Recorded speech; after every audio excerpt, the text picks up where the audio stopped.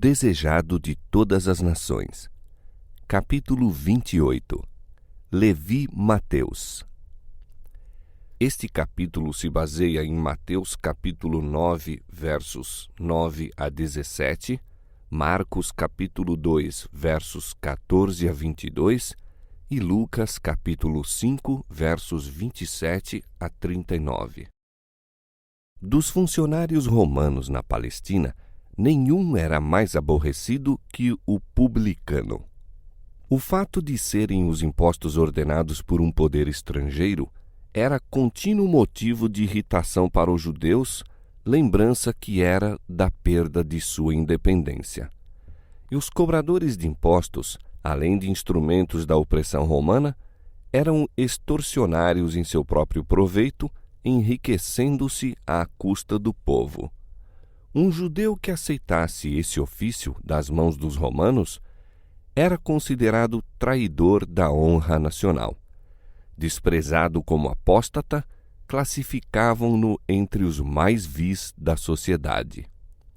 A essa classe pertencia Levi Mateus, o qual, depois dos 4 discípulos na praia de Genezaré, foi o seguinte a ser chamado para o serviço de Cristo. Os fariseus haviam julgado Mateus segundo seu emprego, mas Jesus viu nesse homem uma alma aberta à recepção da verdade. Mateus escutara os ensinos do Salvador. Ao revelar-lhe o convincente Espírito de Deus, sua pecaminosidade anelou buscar auxílio em Cristo. Estava, porém, habituado ao exclusivismo dos rabis e não tinha nenhuma ideia de que esse grande mestre houvesse de fazer caso dele. Um dia, achando-se sentado na alfândega, viu o publicano a Jesus que se aproximava. Grande foi sua surpresa ao ouvir as palavras que lhe foram dirigidas: "Segue-me." Mateus, deixando tudo, levantou-se e o seguiu. Não houve nenhuma hesitação, nenhuma dúvida, nenhum pensamento para o lucrativo negócio a ser trocado pela pobreza e as privações. Era-lhe suficiente o estar com Jesus, ouvir-lhe as palavras e a ele unir-se em sua obra. O mesmo se deu com os discípulos anteriormente chamados. Quando Jesus pediu a Pedro e a seus companheiros que o seguissem, eles deixaram imediatamente os barcos e as redes. Alguns desses discípulos tinham queridos cuja manutenção deles dependia. Ao receberem, porém, o convite do Salvador, não hesitaram nem inquiriram: como hei de viver e sustentar minha família? Obedeceram ao chamado e quando, posteriormente, Jesus lhes perguntou: quando vos mandei sem bolsa, alforge ou alparcas, faltou-vos porventura alguma coisa? Puderam responder: nada. A Mateus, em sua abastança, como a André e Pedro em sua pobreza, a mesma prova foi apresentada. A mesma consagração foi feita por cada um. No momento do êxito, quando as redes estavam cheias de peixe e mais fortes eram os impulsos do viver anterior, Jesus pediu aos discípulos junto ao mar que abandonassem tudo pela obra do Evangelho. Assim, toda alma é provada quanto a seu mais forte desejo, se bens temporais, se a companhia de Cristo. O princípio é sempre de caráter exigente. Homem algum pode ser bem-sucedido no serviço de Deus, a menos que nele ponha inteiro o coração e repute todas as coisas por perda pela excelência do conhecimento de Cristo. Ninguém que faça qualquer reserva pode ser discípulo de Cristo e muito menos seu colaborador. Quando os homens apreciam a grande salvação, o espírito de sacrifício observado na vida de Cristo ver-se-á na sua. Por onde quer que ele os guie, acompanhá-lo-ão contentes. A vocação de Mateus para ser um dos discípulos de Cristo excitou grande indignação.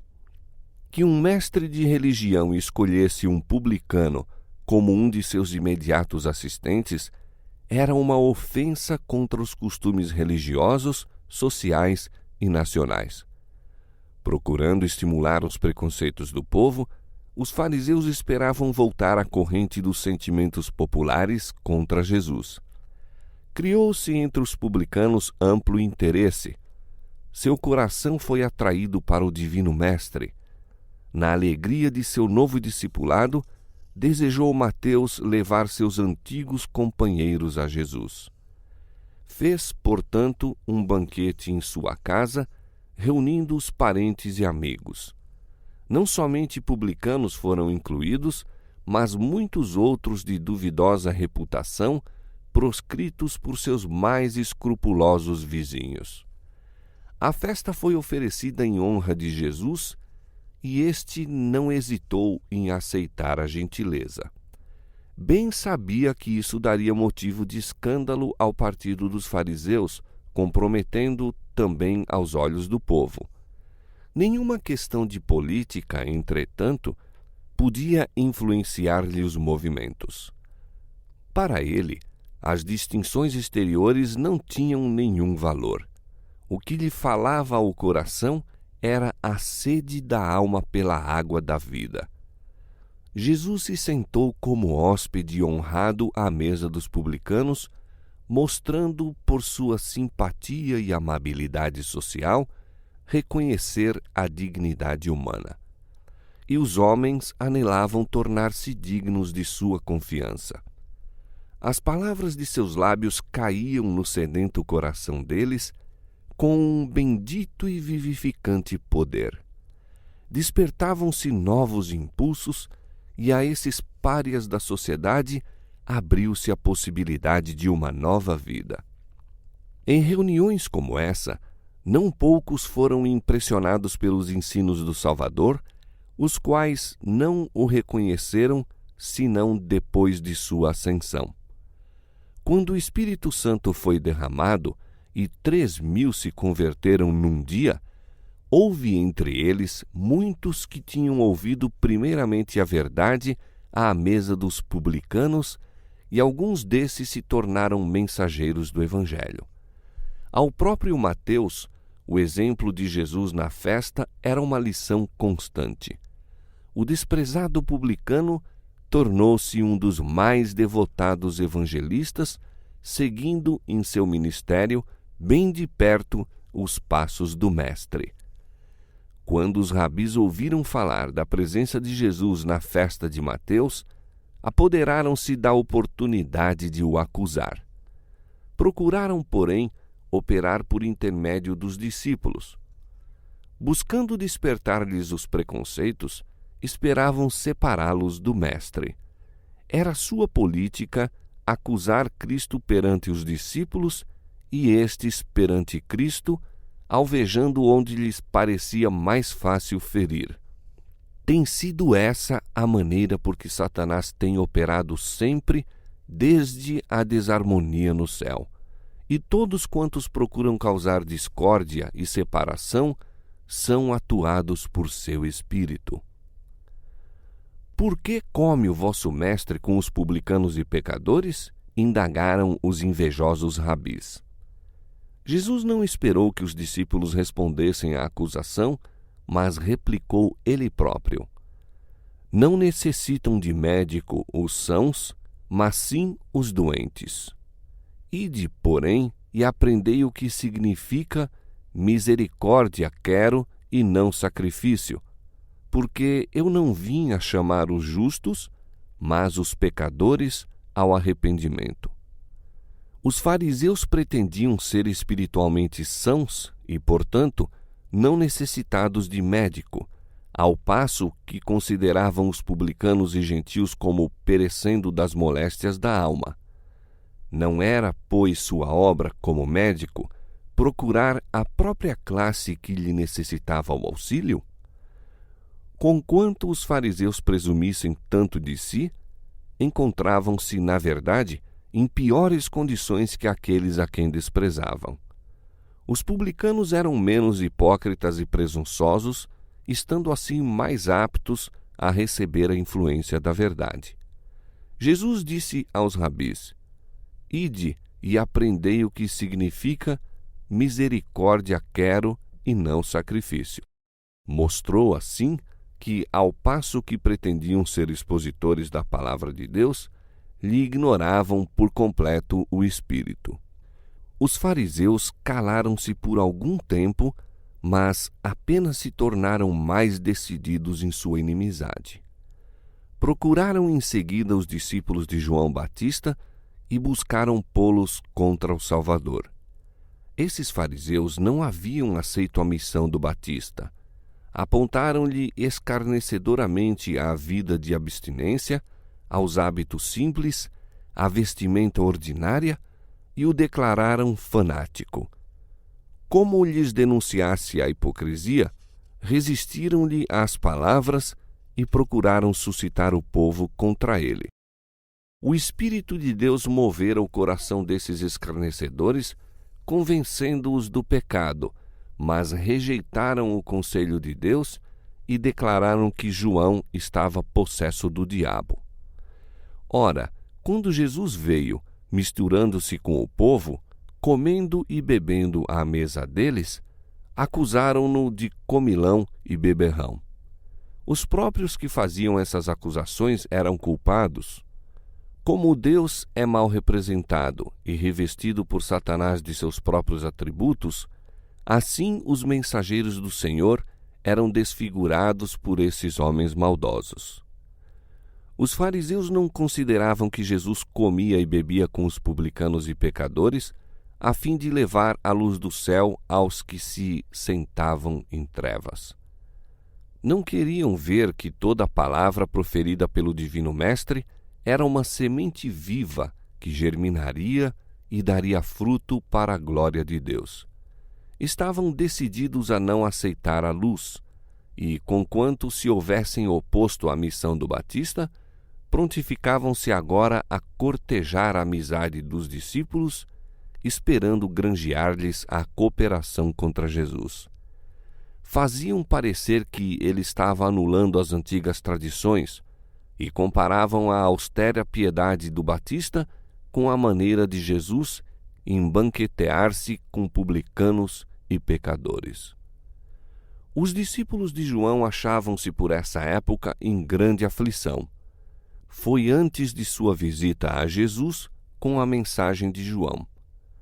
Seu amado mestre encontrava-se no cárcere e eles passavam os dias em tristeza. E Jesus não estava fazendo nenhum esforço para libertar João e parecia mesmo lançar descrédito sobre seus ensinos. Se João fora enviado por Deus, por que seguiam Jesus e os discípulos caminho tão diverso? Os discípulos de João não tinham clara compreensão da obra de Cristo. Pensaram que talvez houvesse algum fundamento para as acusações dos fariseus. Observavam muitas das regras prescritas pelos rabis e esperavam mesmo ser justificados pelas obras da lei. O jejum era observado pelos judeus como ato meritório e os mais rígidos dentre eles jejuavam 2 vezes por semana. Os fariseus e os discípulos de João estavam jejuando quando os últimos foram ter com Jesus com a interrogação: por que jejuamos nós e os fariseus muitas vezes e os teus discípulos não jejuam? Muito ternamente lhes respondeu Jesus. Não procurou corrigir-lhes a errônea concepção acerca do jejum, mas apenas fazê-los ver com justeza sua missão. E fê-lo empregando a mesma imagem de que se servira o próprio Batista em seu testemunho de Jesus. João dissera: aquele que tem a esposa é o esposo, mas o amigo do esposo, que lhe assiste e ouve, alegra-se muito com a voz do esposo. Assim, pois, já este meu gozo está cumprido. Os discípulos de João não podiam deixar de recordar essas palavras do Mestre quando, tomando a ilustração, Jesus disse: podem, porventura, os filhos das bodas jejuar enquanto está com eles o esposo? O príncipe do céu estava entre seu povo. O maior dom de Deus fora concedido ao mundo. Regozijo para os pobres, pois Cristo viera torná-los herdeiros de seu reino. Regozijo para os ricos, pois lhes ensinaria a obter as riquezas eternas. Regozijo aos ignorantes, torná-los-ia sábios para a salvação. Regozijo aos instruídos, desvendar-lhes-ia mistérios mais profundos que os que já haviam penetrado. Verdades ocultas desde a fundação do mundo seriam reveladas aos homens mediante a missão do Salvador. João Batista rejubilara ao ver o Salvador. Que ocasião de regozijo não tinham os discípulos, a quem cabia o privilégio de andar e falar com a majestade do céu. Não era esse o tempo de lamentarem e jejuarem. Deviam abrir o coração para receber a luz de sua glória, para que, por sua vez, projetassem a luz sobre os que estavam sentados nas trevas e sombras da morte. Belo era o quadro que evocavam as palavras de Cristo. Sobre ele, no entanto, pairava pesada sombra que unicamente seus olhos distinguiam. Dias, porém, virão, disse ele, em que lhe será tirado o esposo, e então jejuarão. Quando vissem seu Senhor traído e crucificado, os discípulos se afligiriam e jejuariam. Nas últimas palavras que lhes dirigia no cenáculo, dissera: um pouco e não me vereis, e outra vez um pouco e ver-me-eis. Na verdade vos digo que vós chorareis e vos lamentareis, e o mundo se alegrará, e vós estareis tristes, mas a vossa tristeza se converterá em alegria. Quando ele ressurgisse do sepulcro, a tristeza deles se converteria em alegria. Depois de sua ascensão, devia estar pessoalmente ausente, mas por meio do Consolador, achar-se-ia ainda com eles e não deviam passar o tempo em lamentações. Isso era o que Satanás queria. Desejava que dessem ao mundo a impressão de haver sido iludidos e decepcionados, mas deviam, pela fé, contemplar o santuário em cima, onde Jesus estava ministrando em favor deles. Deviam abrir o coração ao Espírito Santo, seu representante, e regozijar-se na luz de sua presença. Todavia, sobreviriam dias de tentação e prova, em que seriam postos em conflito com as autoridades do mundo e os chefes do reino das trevas. Quando Cristo não estivesse pessoalmente com eles e deixassem de perceber o Consolador, então seria mais próprio jejuarem. Os fariseus procuravam exaltar-se pela rigorosa observância de formas, ao passo que tinham o coração cheio de inveja e contenda. Eis, diz a Escritura, que para contendas e debates jejuais, e para dardes punhadas impiamente. Não jejueis como hoje, para fazer ouvir a vossa voz no alto. Seria este o jejum que eu escolheria? Que o homem um dia aflija a sua alma, que incline a sua cabeça como o junco e estenda debaixo de si saco e cinza? Chamarias tu a isto jejum e dia aprazível ao Senhor? O verdadeiro jejum não é um serviço meramente formal. A Escritura descreve o jejum preferido por Deus: que soltes as ligaduras da impiedade, que desfaças as ataduras do jugo, que deixes livres os quebrantados ou oprimidos, e despedaces todo o jugo. Abrires a tua alma ao faminto, e fartares a alma aflita. Aí se expõe o próprio espírito e caráter da obra de Cristo. Toda a sua vida foi um sacrifício pela salvação do mundo. Quer jejuando no deserto da tentação, quer comendo com os publicanos no banquete de Mateus, estava dando a vida pela redenção dos perdidos. Não em ociosas lamentações, em simples humilhação do corpo e multidão de sacrifícios, faz o verdadeiro espírito de devoção, mas revela-se na entrega do próprio eu em voluntário serviço para Deus e o homem. Continuando sua resposta aos discípulos de João, Jesus disse uma parábola. Ninguém tira um pedaço de um vestido novo para o coser em vestido velho, pois que romperá o novo e o remendo não condiz com o velho. A mensagem do Batista não devia ser entremeada com a tradição e a superstição. Uma tentativa de misturar as pretensões dos fariseus com a devoção de João só tornaria mais evidente a ruptura em ambas. Nem podiam os princípios do ensino de Cristo ser unidos com as formas do farisaísmo. Cristo não cobriria a ruptura feita pelos ensinos de João. Tornaria mais distinta a separação entre o velho e o novo. Jesus ilustrou posteriormente este fato, dizendo: Ninguém deita vinho novo em odres velhos. Doutra sorte, o vinho novo romperá os odres, e entornar-se-á o vinho, e os odres se estragarão.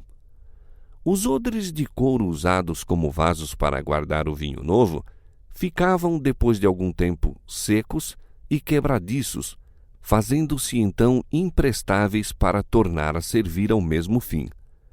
Por meio dessa ilustração familiar, Jesus apresentou a condição dos guias judaicos. Sacerdotes, escribas e principais se haviam fixado numa rotina de cerimônias e tradições. Contraíra-se-lhes o coração como os odres de couro a que ele os comparara.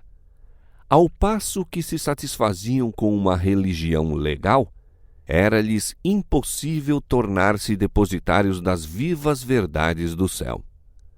Julgavam a própria justiça toda suficiente e não desejavam que um novo elemento fosse introduzido em sua religião. Não aceitavam a boa vontade de Deus para com os homens como qualquer coisa à parte deles próprios. Relacionavam-na com méritos que possuíam por causa de suas boas obras.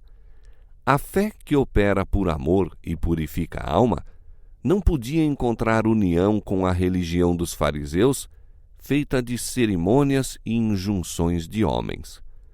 O esforço de ligar os ensinos de Jesus com a religião estabelecida seria em vão.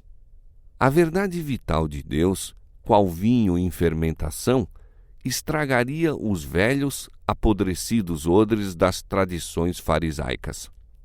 Os fariseus julgavam-se demasiado sábios para necessitar instruções, demasiado justos para precisar salvação, muito altamente honrados para carecer da honra que de Cristo vem.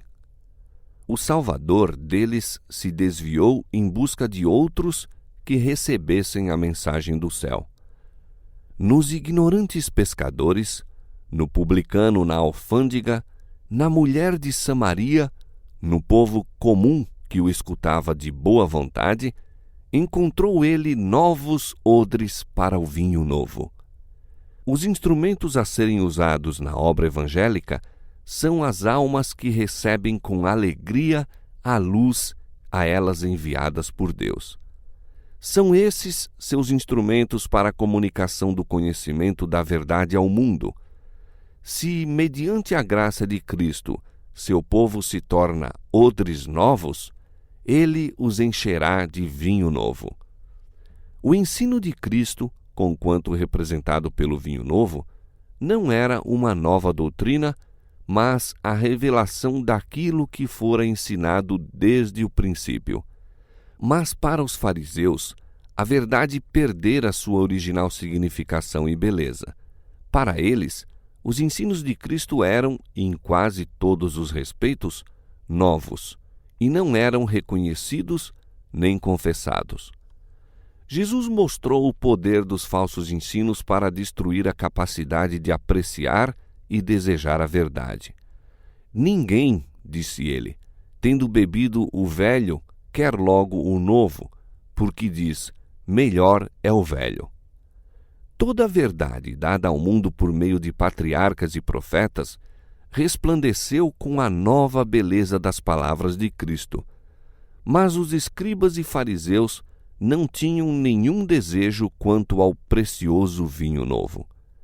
Enquanto não se esvaziassem das velhas tradições, costumes e práticas, não tinham na mente e no coração lugar para os ensinos de Cristo.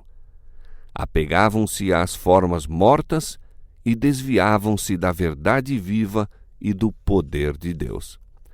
Foi isso que se demonstrou a ruína dos judeus e será a de muitas almas em nossos próprios dias. Há milhares a cometer o mesmo erro dos fariseus, a quem Cristo reprovou no banquete de Mateus. Em lugar de abandonar certa ideia nutrida ou rejeitar algum ídolo de opinião, muitos recusam a verdade descida do Pai da Luz, confiam em si mesmos e dependem da própria sabedoria e não compreendem sua pobreza espiritual. Insistem em ser salvos por alguma maneira em que realizem alguma obra importante. Quando veem que não há nenhum modo de introduzirem o eu na obra, rejeitam a salvação provida. Uma religião legal nunca poderá conduzir almas a Cristo, pois é destituída de amor e de Cristo. Jejuar ou orar quando imbuídos de um espírito de justificação própria é uma abominação aos olhos de Deus.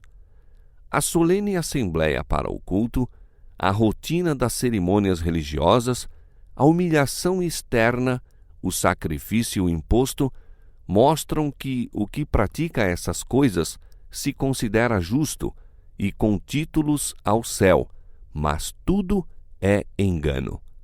Nossas próprias obras jamais poderão comprar a salvação.